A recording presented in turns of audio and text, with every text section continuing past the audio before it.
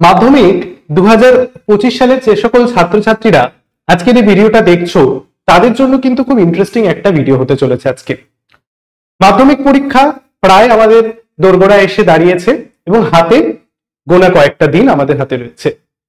এই যে কয়েকটা দিন 2 থেকে 3 দিন আমাদের কাছে হাতে রয়েছে, এই 2 থেকে 3 দিনের মধ্যে আমরা কিভাবে ইতিহাস বিষয়ের একটা বিশেষ গুরুত্বপূর্ণ অংশ তৈরি করে ফেলতে পারবো, অথবা বলা যেতে পারে তোমরা তৈরি করে নিয়েছো একটা লাস্ট মিনিট রিমাইন্ডার তোমাদের আমি দিতে চলেছি। আজকে আমরা ইতিহাসের তোমাদের যে 4 নম্বরের যে প্রশ্নের উত্তর লিখতে হয়, ব্যাখ্যাধর্মী প্রশ্ন, অর্থাৎ যে অংশটা আমাদের প্রশ্নপত্রের মধ্যে সব থেকে বড় অংশ জুড়ে রয়েছে নম্বরের দিক থেকে, তাই নিয়ে আলোচনা। তুমি দেখবে প্রশ্নপত্রটা খেয়াল করে যে আমাদের যেখানে 4 নম্বর অর্থাৎ বিভাগ ঘ, এই ঘ দাগের প্রশ্ন যেখানে থাকে সেখানে 4 নম্বরে প্রশ্নের উত্তর করতে হয়। তোমাদের টোটাল 8টা প্রশ্ন দেওয়া থাকে, প্রত্যেকটা উপবিভাগ থেকে 2টো করে, অর্থাৎ 4টে উপবিভাগ থাকে, প্রত্যেকটা উপবিভাগে 2টো করে থাকলে 8টা তোমাদের 4 নম্বরের প্রশ্ন দেওয়া থাকে, যার মধ্যে থেকে তোমাদের 6টা প্রশ্ন কিন্তু করতে হয়। এবার এই 6টা প্রত্যেকটা যে তোমরা যা করবে সে প্রত্যেকটার মান 4 করে। এই যে তোমরা 4 6 24 নম্বর, একটু খেয়াল করে দেখো তোমাদের যে সমগ্র প্রশ্নপত্রের একটা নাম্বার কাঠামো রয়েছে বা যেটা তোমার নাম্বার ডিভিশন রয়েছে তার মধ্যে থেকে কিন্তু সব থেকে বেশি। অর্থাৎ তুমি 4 নম্বরের প্রশ্ন যদি সঠিকভাবে লিখতে পারো এবং প্রত্যেকটা অর্থাৎ 6টা প্রশ্ন যদি তুমি ঠিকঠাক করে নম্বর পেতে পারো, তাহলে কিন্তু এখানে তুমি 4 6 24টা নম্বর তোমার পরীক্ষার ক্ষেত্রে সব থেকে বেশি নম্বর তুমি এখান থেকে তুলতে পারবে। আজকে আমরা এই 4 নম্বরের যে একটা গুরুত্বপূর্ণ সাজেশন, ঠিক এখন আর বলবো না, আমি একটা রিমাইন্ডার দেওয়ার চেষ্টা করব যে এখন এই সময় এসে দাঁড়িয়েও তুমি এই প্রশ্নগুলো তৈরি করে ফেলেছো কিনা, সেটা নিয়ে আজকে আলোচনা। সাজেশন কম, এটা আজকে একটু রিমাইন্ডার বেশি যে আজকে সারাটা বছর আমরা যেটা পড়লাম সেই পড়াটা আমাদের কতটা সার্থক হলো, এবং আমি তোমাদের যে আজকে প্রশ্নগুলো দেখাবো সেই প্রশ্নগুলো তোমার তৈরি কিনা, বা যদি না হয়ে থাকে এখনো একটু সময় রয়েছে, তোমরা কিন্তু এই সময়ের মধ্যে 4 নম্বরটা তৈরি করে নাও। কারণ আমি বারে বারে বলছি তোমাদের প্রশ্নপত্রের মধ্যে এই 4 নম্বরের প্রশ্নের কিন্তু নম্বর ডিভিশনটা সব থেকে বেশি, এবং এখান থেকেই তুমি কিন্তু 24টা নম্বর একেবারে তুলতে পারো। তাই এই অংশটা তোমার কাছে খুব গুরুত্বপূর্ণ। তুমি খেয়াল করে দেখো বিভাগ উমতে যেখানে আমরা 8 নম্বরে বড় প্রশ্ন লিখছি, 3টে থাকে, একটা লিখতে হয়। 8 নম্বরের ক্ষেত্রে খুব একটা চাপের কিছু নেই, আমাকে একটা লিখতে হবে, কিন্তু 4 নম্বরে আমাকে 6টা লিখতে হবে। এখানে একটা বিশেষ চাপের বিষয় রয়েছে। তাই সেখান থেকে একটু চাপটা কমানোর জন্য এবং বিগত বছরের কতগুলো প্রশ্নকে ট্রেন্ডটাকে অ্যানালিসিস করে আজকে তোমাদের জন্য আমি যে প্রশ্নগুলো সামনে আনবো সেগুলো একটু দেখে নেবে যে তোমাদের তৈরি আছে কিনা। এর আগেও আমরা 4 নম্বরের একটা সাজেশন ভিডিও করেছি, সেখানে তোমাদের অনেক কমেন্ট করেছে স্যার কি আপনি ছাড়লেন, আর কি কোনো প্রশ্ন বাকি আছে কিনা, এরকম নানা রকম কমেন্ট করেছে, যেহেতু অনেকগুলো প্রশ্ন দেওয়া হয়েছিল।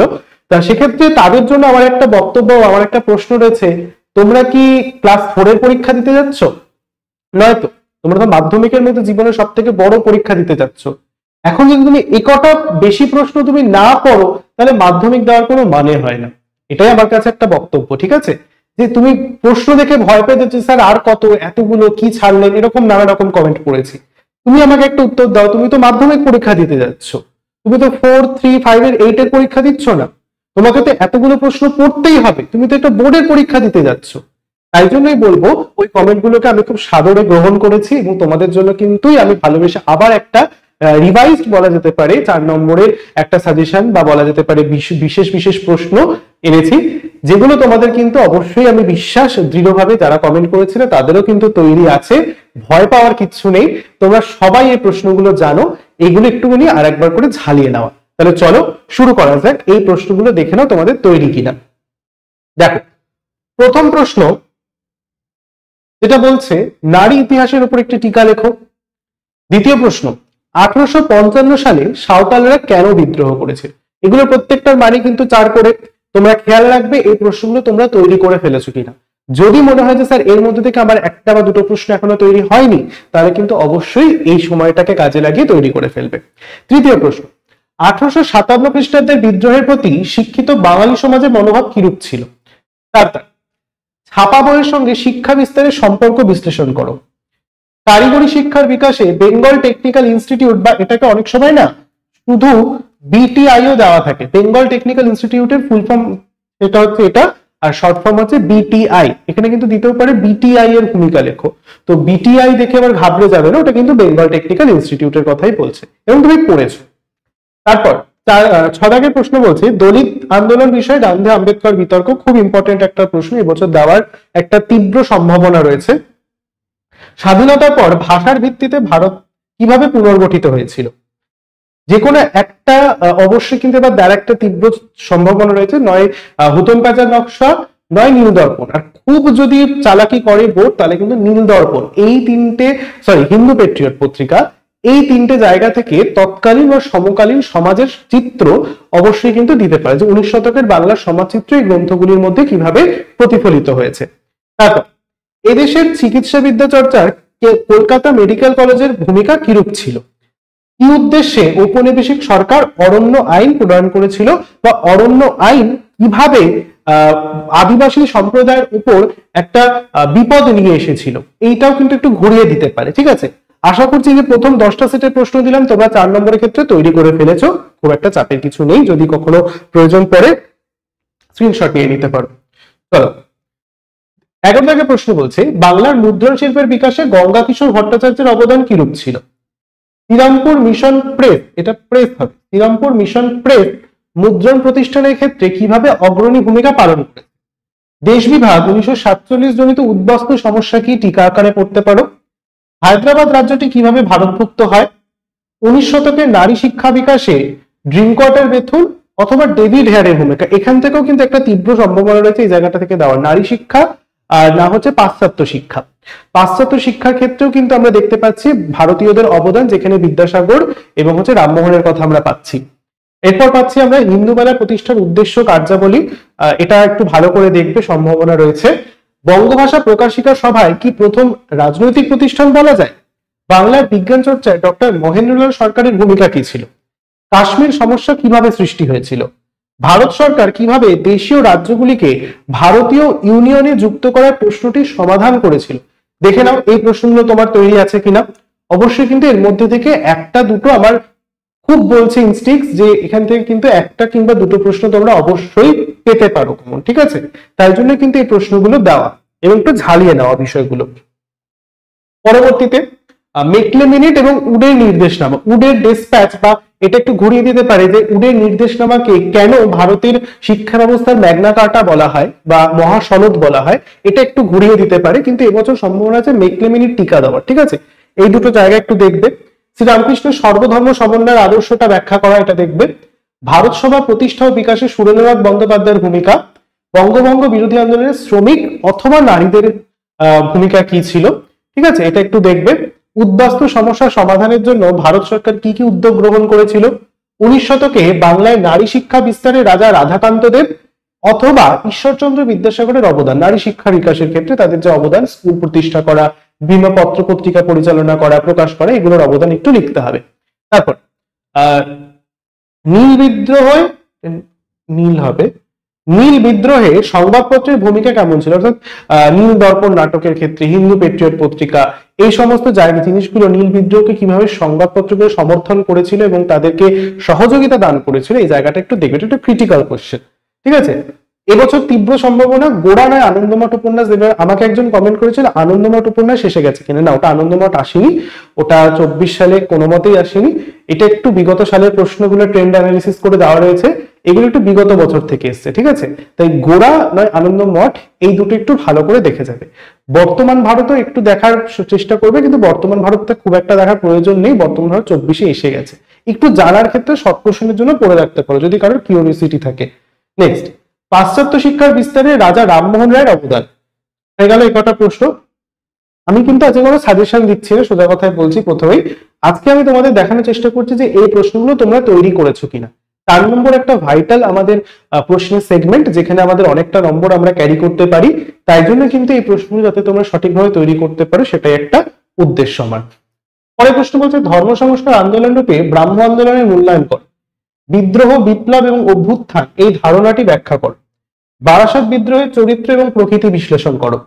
নীল বিদ্রোহটা এবছর একটু মানে দীর্ঘ ইম্পর্টেন্ট রয়েছে, এটা নীল বিদ্রোহ 9-8 আসবে, 9-4 আসবেই আসবে। এবছর একটা খুব তীব্র সম্ভাবনার একটা বলা যেতে পারে যে নীল বিদ্রোহ থেকে একটা প্রশ্ন আসার সম্ভাবনা রয়েছে। এমন বলছি না যে এটা থেকেই আসবে বা এখানে যে 40টা প্রশ্ন তোমাদের দেখাচ্ছি সবকটা প্রশ্ন থেকেই কমন পাবে, এরকম কিন্তু কিছুই নয়। এগুলো একটু গুরুত্বের ভিত্তিতে বিশেষভাবে দরকার পড়াটা, তাই জন্য কিন্তু দেওয়া। ঠিক আছে, নীল বিদ্রোহের ক্ষেত্রে তোমরা কারণ, ফলাফল এবং বাঙালি বুদ্ধিজীবী শ্রেণীর যে প্রতিক্রিয়া নীল বিদ্রোহের ক্ষেত্রে এটা পড়বে অবশ্যই। 1857 মহাবিদ্রোহের চরিত্র প্রকৃতিটা পড়বে অবশ্যই। ইলবার্ট বিল বিতর্ক অথবা জাতীয় শিক্ষা পরিষদ, এই দুটো বিষয় একটু টিকা পড়ে রাখবে। ছাপাখানার বিকাশে ইউরায়ান সান্স অথবা দিতে পারে উপেন্দ্র কিশোর রায়চৌধুরীর ভূমিকা। রবীন্দ্রনাথ ঠাকুরের ঔপনিবেশিক শিক্ষা ভাবনার সমালোচনা। রবীন্দ্রনাথ ঠাকুরের বিশ্বভারতী অথবা শান্তিনিকেতন প্রতিষ্ঠার যে একটা উদ্যোগ ছিল, তার চিন্তা ভাবনা ছিল শান্তিনিকেতন প্রতিষ্ঠার ক্ষেত্রে বিশ্বভারতীর উদ্যোগ নিয়ে বিশ্বভারতীতে হিতৈষী তহবিল গঠন করে বিভিন্ন যে কার্যাবলীগুলো করেছেন সেটা একটু দেখবে। এবার একটু লাস্টের দিক থেকে টিকা দেখে রাখতে পারো সূর্য সেন, বিনয় বাদল দীনেশ, প্রীতিলতা ওয়াদ্দেদার, বীণা দাস, দীপালি সংঘ এবং আজাদ হিন্দ ফৌজ, এ কটা একটু টিকা ভালো করে দেখবে। এবং বিজ্ঞানের মৌলিক গবেষণা ISCS অর্থাৎ Indian association for the cultivation of science, এইটা ISCS এর ভূমিকাটা একটু দেখবে বিজ্ঞানের মৌলিক গবেষণার ক্ষেত্রে। এই যে তোমাদের 40টা প্রশ্ন আমি দিলাম 4 নম্বরের ক্ষেত্রে, এগুলো কিন্তু আমি জানি বেশিরভাগ প্রশ্ন তোমরা ইতিমধ্যেই তৈরি করে ফেলেছো, খুব একটা চাপের কিছু নেই, কারণ পরীক্ষা যেহেতু সামনে তার মানে আমাকে বুঝতেই হবে তুমি কিন্তু প্রস্তুত। সবার শেষে একটাই কথা বলবো যে পরীক্ষা নিয়ে কিন্তু কোনো ভয় পাওয়ার বিষয় না। ইতিহাস আমরা যেটা ভাবি যে খুব একটা ভয়ের সাবজেক্ট, প্রচুর লিখতে হয় এবং নম্বর পাওয়া যায় না, সেটাও কিন্তু একটা ভুল ধারণা। হ্যাঁ, একটু ইতিহাসের ক্ষেত্রে আমাদের লেখার দক্ষতাটা একটু ভালো রাখতে হয়, ইতিহাসের গঠন ভাবে লিখতে হয়। আমরা ইতিহাসে যেভাবে লিখবো ভূগোলে সেভাবে লিখতে পারবো না, বা বাংলা যেভাবে লিখবো জীবন বিজ্ঞানে সেভাবে লিখতে পারবো না। ভাষার দিকটা একটু খেয়াল রাখবে, ইতিহাসে যেভাবে আমরা উত্তর লিখি সেই প্যাটার্নটা একটু ফলো করবে, এবং শর্ট কোশ্চেন যেভাবে লিখতে হয় আমি তোমাদের শিখিয়েছি শর্ট কোশ্চেন লেখানোটা, সেই প্যাটার্নটা ফলো করবে এবং দেখবে এই প্রশ্নগুলো যাতে তুমি যথোপযুক্ত গঠনমূলক ভাবে উত্তর দিতে পারো। 4 নম্বরের ক্ষেত্রে একটা পয়েন্ট বা একটা টিপস বলে রাখি, প্রত্যেকটা প্রশ্নের ক্ষেত্রে প্রথমে একটা ভূমিকা অংশ দেবে। 4 নম্বর প্রশ্নের ক্ষেত্রে তুমি 5টা অথবা 6টা, এর থেকে বেশি নয়, 4টে 5টা 6টা, এরকম 6টা খুব একটা দরকার বলবো না, 4 থেকে 5টা মেন পয়েন্ট দেবে। এরপর তুমি সবার শেষে ভূমিকা শেষে উপসংহার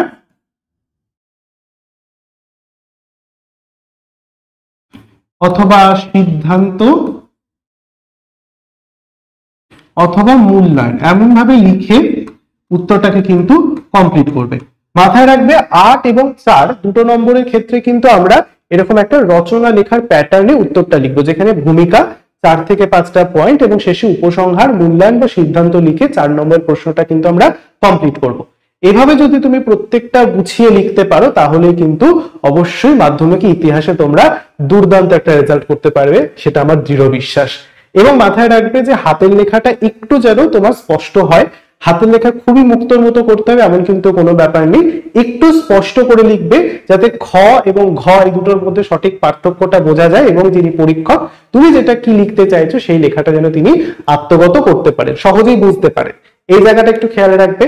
এবং অবশ্যই দাগ নম্বরটা ঠিকভাবে দেবে, পরীক্ষার খাতার মধ্যে ছড়িয়ে ছিটিয়ে উত্তর লিখবে না, তুমি কিছু 4 লেখার পর 2 এ চলে যাবে না, বা 8 লিখতে লিখতে তুমি হঠাৎ করে 3 এ চলে আসবে না, এভাবে কিন্তু করবে না, একটা গুছিয়ে লেখার চেষ্টা করবে।